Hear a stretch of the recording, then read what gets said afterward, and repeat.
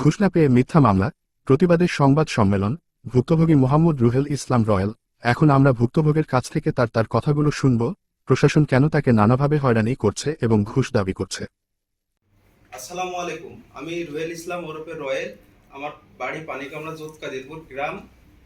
আমার বাবার নাম মুজিবুর রহমান, বাঘা থানা, রাজশাহী জেলা। আমার বাড়ি হচ্ছে বর্ডারে থাকায় আমাকে পুলিশ বিভিন্ন দিন থেকে, এর আগ থেকে আমাকে ফুসলায় বিভিন্ন দ্বারা, যে চোরাচালান, ফেন্সিডিল, মাদক এগুলো আমাকে ধরাই দিতে হবে। আমি মাঠে কৃষিকাজ করি, এগুলো আমি বলেছি স্যার আমি এগুলো পারবো না। আমাকে বিভিন্ন রকম ভয়ভীতি দেখানোর পরে 14 তারিখের দিন আমার বাড়ির সামনে এসে এসআই নুরুল আর শাহানাজ এসে আমার গাড়িটা 2.5 লাখ টাকা দামের লাল ফোরবি গাড়িটা এসে নিয়ে যায়।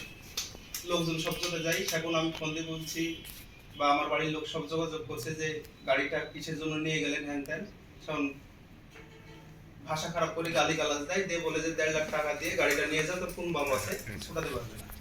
বিভিন্ন রকম কথা বলার পরে আমাকে বলে যে তোর নামে পলাতক মামলা দিব। 100 বোতলের পলাতক মামলা দিয়েছে আমার নামে। আমি অন্যদের কথা শুনি নাই, রাজি হই নাই। আমার 100 বোতলের যেহেতু মামলা দিছে, তারপর আবার বলছে যে মামলা কেটে দেবো, টাকা 1.5 লাখ দেওয়া লাগবে, সাদা দেওয়া লাগবে। এ টাকা আমি গরিব মানুষের ছেলে, আমি কোথা থেকে দিতে পারবো? দেওয়ার পরে বাড়ির থেকে ফ্যামিলির সবাই আমরা মানুষজনের বসে আমাদের কোর্টের দ্বারস্থ হই। কোর্টে যায় আমরা লিখিতভাবে এটা মামলা করি। মামলাতে জজ সাহেব হচ্ছে পিবিআইকে তদন্ত দেয় পুলিশের বিরুদ্ধে এটা। আর আমরা এটার পরে গাড়ি ধরে নিয়ে যাওয়ার পরেও আমরা থানাতে লিখিত অভিযোগ দিতে গেছিলাম। এটাতে অভিযোগটা নেয় নাই, না নিয়ে আমাদের বিভিন্নভাবে গালিগালাজ দিচ্ছে এবং ভয়ভীতিতে আছি আমরা। আমার ফ্যামিলিতে বহুত রকম চাপ দিচ্ছে, কেউ বাড়িতে ভালো মতো থাকতে পারছে না, বহুত রকম শাসাচ্ছে যে আরো মামলা দিয়ে দিব বা কেউ বাড়িতে টিকতে পারবে না, ওই এলাকা ফাঁকা করে দেবো, বিভিন্ন রকম ভয়ভীতি দেখাচ্ছে। এর জন্য আপনাদের কাছে আসছি, আপনারা এটা ইয়া করে সুবিচার যেন পায় আমরা গরিব সাধারণ মানুষ, এটার জন্য আপনাদের দ্বারস্থ হয়েছি। কথা শেষ।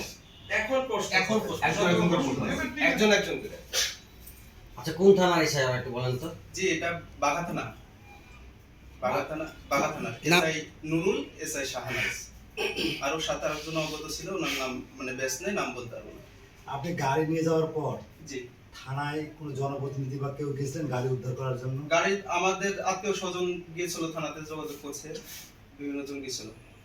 তাদেরকে কি বলেছে? তাদেরকে বলছে যে এক কথাতে ফাঁকে ডেকেছে, স্টলে ডেকে নিয়ে যায়, বলেছে টাকা 1.5 লাখ দিবা, দিয়ে গাড়ি নিয়ে যাবে। এমন কোনো বাপ নাই যে গাড়ি তোমার ঠিক আছে। এটা কি সাক্ষী আছে আপনার? জি, সাক্ষী আছে। সাক্ষী আছে? জি, 5 জন সাক্ষী আছে।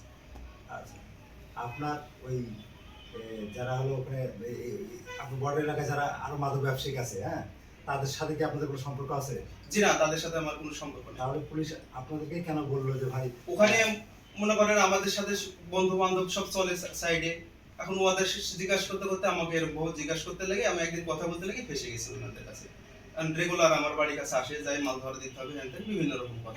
এর আগে কোনো মালটাল ধরে দিয়েছেন?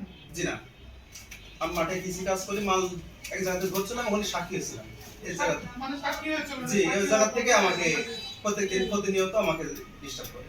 আপনার এলাকায় আপনি কি প্রথম এরকম ভুক্তভোগী নাকি এরকম আরো আলাইপুর বা ইয়াতে আরো এরকম যা হয়েছে আমরা এটা শুনেছি। আচ্ছা, এছাড়া আপনি আপনার বিরুদ্ধে একটা মামলা দিয়েছে বলছিলেন, জি, মামলাটা 100 বোতলের পলাতক মামলা দিয়ে দিয়েছে। আমি টাকা যেহেতু দিতে নারাজ হয়েছে, আমি টাকা জোগাড় করতে পারি নাই, আমার ফ্যামিলি থেকে এই টাকা আমরা গোছাইতে পারি নাই।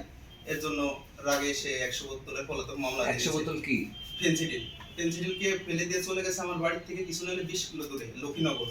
ওখানে গিয়ে কান্দে থেকে ফেলে দিয়েছে, আমার নাম বলছে যে তোর নামে ঢুকাই দিলাম মামলা, আমার নাম করে দিয়েছে। আপনার ফ্যামিলির বা আপনার নামে কোনো মামলা আছে কিনা এর আগে? জি না, আমার নামে কোনো মামলা নাই। কোর্টে যে মামলা আপনি করেছেন সেই কোর্টের মামলাটার এখন কি অবস্থা? ওটাও জজ সাহেব তদন্ত দিয়েছে, কাকে দিয়ে? পিবিআই কে তদন্ত